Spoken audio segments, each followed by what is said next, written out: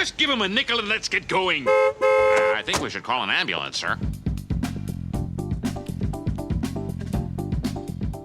Number 20, hitting a laborer with a bumper car. Oh, I'll never forget my carefree boyhood days on this old boardwalk. It's clearly established throughout The Simpsons that Burns has always been evil. Even as a child, the diabolical businessman displayed sociopathic tendencies, which foreshadowed the depravity to come. In this season 5 episode, Burns recollects a time from his childhood when he ran into an Irish laborer with a bumper car. He doesn't just do it once. He repeatedly runs into the man until his legs are broken, cackling all the while. And speaking of cackling, the memory clearly tickles Burns, as he has a prolonged laughing fit while fondly recollecting the event. He even laughs in church. Why Burns is attending church is beyond us. Oh, what was I laughing at now? Oh yes, that crippled Irishman. Number 19, wasting Thanksgiving food. Hey, boy, come here. You're a good dog. Come on, we don't need them to get a Thanksgiving dinner. We're going all the way back to season 2 for this infuriating infraction. Bart vs. Thanksgiving contains a scene inside Burns' mansion as the business magnate eats a tiny slice of turkey. He tells Smithers that he's full and orders that the rest of the food be thrown away. The camera then comically reveals the rest of the table, which resembles a feast at Hogwarts. It's adorned with delicious Thanksgiving fare, including a whole untouched turkey and numerous pies. When it comes to symbolic visuals, it's hard to beat Burns sitting all by himself at a table adorned with expensive shareables. Stay here, boy. Number 18, hijacking TV to threaten Homer. Give me my bear, Simpson. Rosebud is a classic half-hour of The Simpsons that vaguely manages to humanize Mr. Burns. He attempts to retrieve his childhood teddy bear from Maggie, who got the bear from Bart after he found it in a bag of ice. Homer refuses to give it up, prompting Burns to take drastic action. He hijacks all 78 channels that are broadcasted to Springfield, even interrupting the baby show that Homer was clearly enjoying. I can see why this is so popular. Burns holds the city's TV hostage until Homer gives up the bear, which seems like a serious breach of broadcasting laws. But hey, at least he was nice enough to make a sitcom with Smithers. Smithers, I'm home. What? Already? Yes. Number 17, letting the window washer die. It's just a movie, son. There's nobody that evil in real life. Last Exit to Springfield is arguably the greatest episode of The Simpsons, and it features one of the most diabolical actions from Mr. Burns. Coincidence? We think not. The episode opens in hilarious, if surprisingly dark fashion, with a great bit of meta humor. Bart and Homer are watching an action movie when Bart comments on the evil nature of the villain. Homer reassures him that evil like that doesn't actually exist in real life. Cut immediately to Mr. Burns, who is sitting in his chair and gleefully watching a window cleaner dangling from his platform. As if that wasn't bad enough, he then closes the blinds and ignores the screams as the cleaner falls to his death. Boss of the year right there. Smithers, where's that union representative? He's 20 minutes late. Number 16, shutting down Lisa's newspaper. I know how to change the way the public thinks of me. I'll buy every media outlet in town. Hijacking television to coerce Homer into giving him a teddy bear was bad enough, but now he's threatening The Simpsons directly, and that's crossing a line. The episode is season 15's Fraudcast News, and it sees Burns acquiring every media outlet in the city except for Lisa's Red Dress Press. He does many deplorable things in his effort to buy her out, like cutting the house's power and even drugging Homer with a truth serum. This causes him to slander Lisa in the press, and she is so humiliated by the news that she gives up the fight and closes her newspaper. The episode has a happy ending, but it was rather shocking to see Mr. Burns actually winning this particular battle. It's not fair. Oh, I can't stand seeing one of my children like this.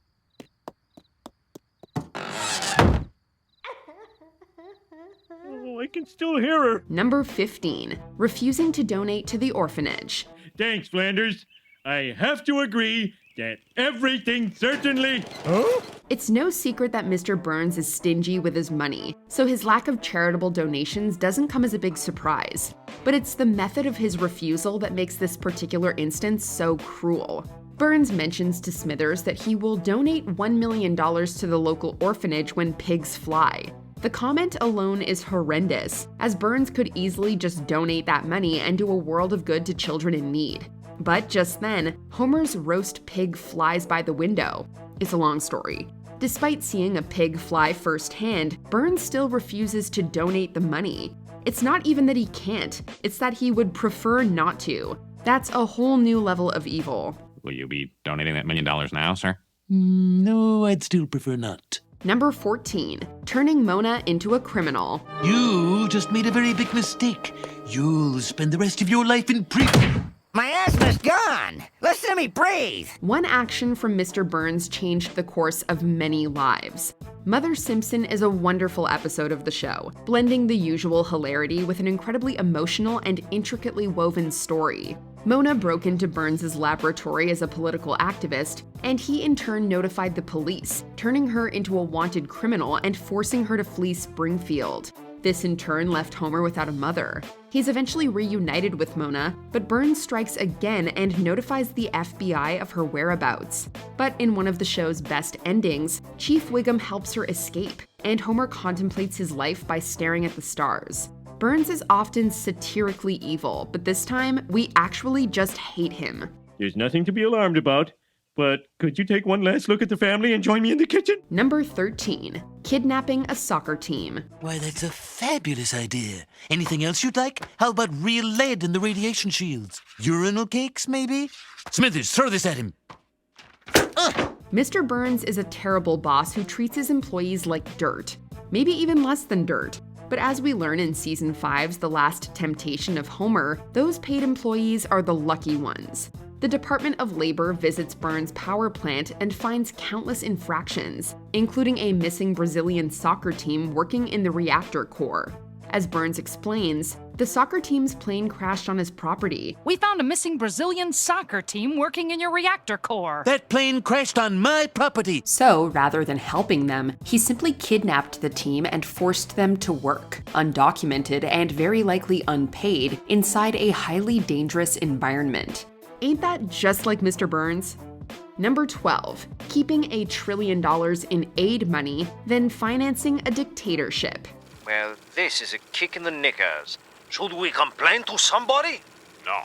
I say we just act snooty to Americans forever. Season 9's The Trouble with Trillions has a great 1-2 punch when it comes to Burns' wickedness. Back in 1945, President Harry Truman had a $1 trillion bill printed in an effort to fund the reconstruction of war-torn Europe.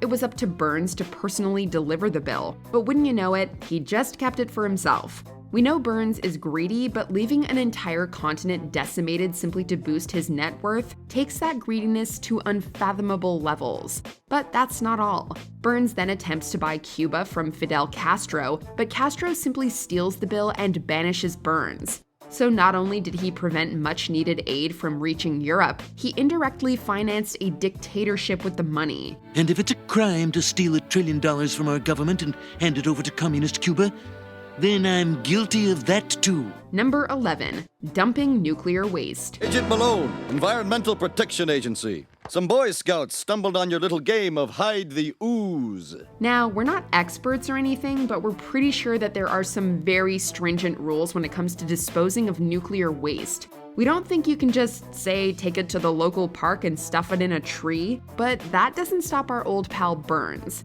In the classic Marge versus the Monorail, it's revealed that Smithers and Burns have been dumping waste at local playgrounds and getting children sick. Well, sir, where should we dump this batch? The playground? No, all those bald children are arousing suspicion. To the park! It's probably one of the darkest jokes in the entire series, and it speaks to how low Burns is willing to go to avoid the law. They then take the waste to a park and stuff the barrels inside various trees, turning both the trees and some squirrels radioactive. Number 10, mistreating and endangering his employees. I suppose that's normal background radiation. It's no secret that the megalomaniacal, greedy, and incredibly selfish Mr. Burns isn't the greatest employer in Springfield. Sure, there are relatively little things like intentionally spying on his employees through security cameras and not bothering to learn their names. Hello, But then there's the fact that he callously cuts their dental plans, So long, dental plan! willfully ignores even basic safety regulations, and regularly drops them down a secret trapdoor in his office with the full intention of killing them. Next time you whine about your boss, just remember they don't have a secret trapdoor in their office. At least we hope they don't. There's a light bulb out on level P2! Oh, good lord. The trapdoor's under renovation. It's not safe. Number 9. Lil Lisa's patented animal slurry. Yes, thank you, everyone. But 10% of your applause should go to my little partner, Lisa Simpson. If you thought that Mr. Burns was redeemable, your hopes were crushed when he unveiled Lil Lisa's patented animal slurry. Throughout the episode, The Old Man and the Lisa tries to steer Burns away from his evil ways by teaching him the value of recycling. I'm afraid I'm not familiar with that term, you adorable little ragamuffin. He even opens his own recycling plant, but earns the ire of Lisa when he shows her the best part of the factory. 1 million plastic beer holders netted to catch sea life and turn them into an edible slurry. Yeah, that's not how recycling works, at least for not evil people. What's going on? I call it the Burns Omni-Net. It sweeps the sea clean. Number 8. Stealing oil from an elementary school.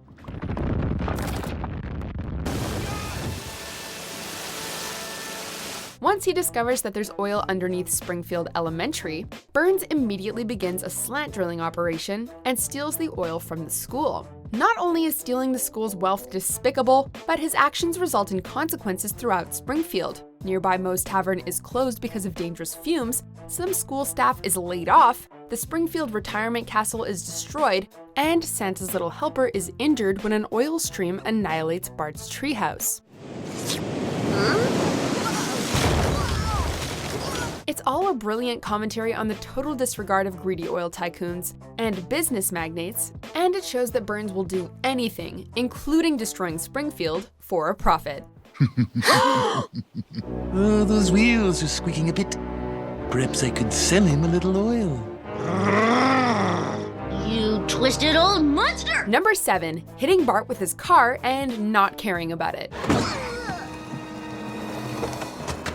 While he's skateboarding around Springfield, Bart is hit by Mr. Burns and suffers a near-death experience. While accidents certainly happen, it's Burns' callous disregard for Bart's well-being that earns this a spot on our list. While Smithers checks on Bart and shows some concern for his health, Burns just wants to give him a nickel and drive away. Just give him a nickel and let's get going! I think we should call an ambulance, sir. Later in the episode, he offers the Simpsons $100 in compensation, which Homer refuses. We first see Mr. Burns' penchant for evil, and with that revelation, a classic TV villain was truly born. So extortion is the name of your little game, is it, Simpson? Very well. Then you get nothing. Number 6. Planning to kill puppies to make a tuxedo. There you go.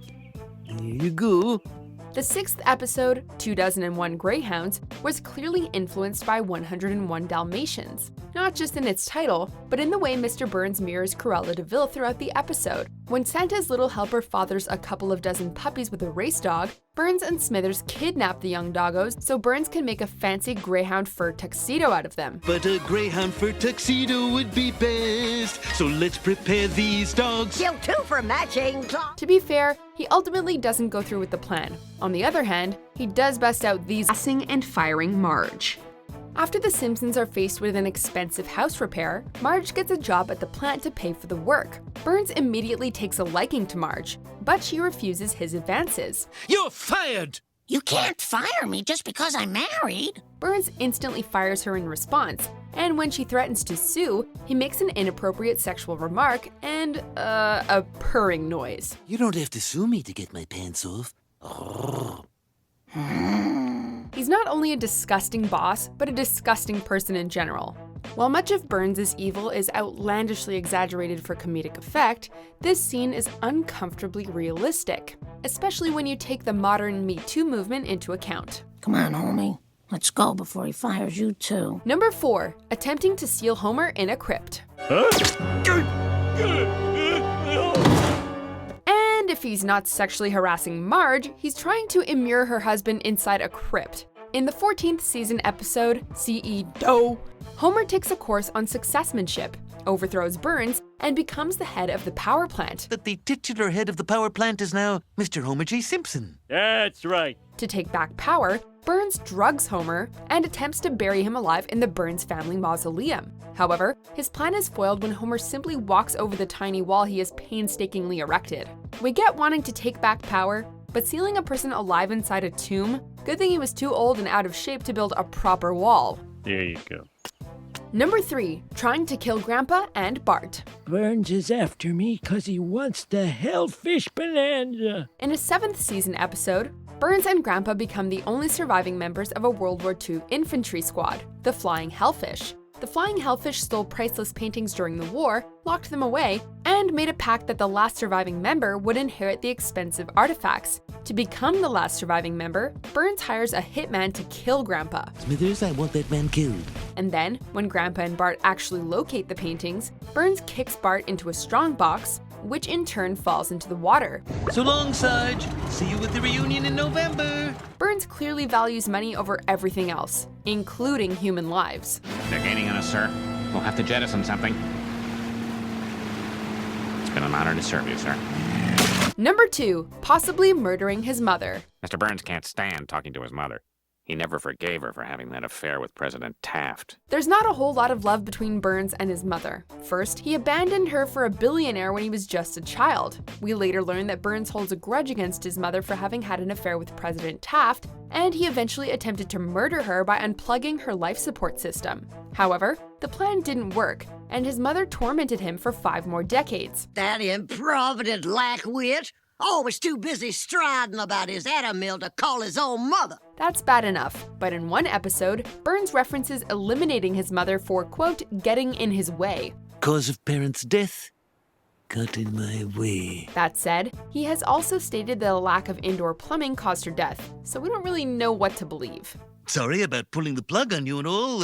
Who could have known you'd pull through? And Number 1, blocking out the sun. since the beginning of time, man has yearned to destroy the sun. Burns isn't afraid to put the entirety of Springfield at risk to get what he wants. To discourage a strike, he once shut off the entire town's power supply. And in Who Shot Mr. Burns, he unveiled his most nefarious, James Bondian scheme, blocking out the sun with a giant disk so the residents of Springfield would be forced to use his nuclear power. I will do the next best thing.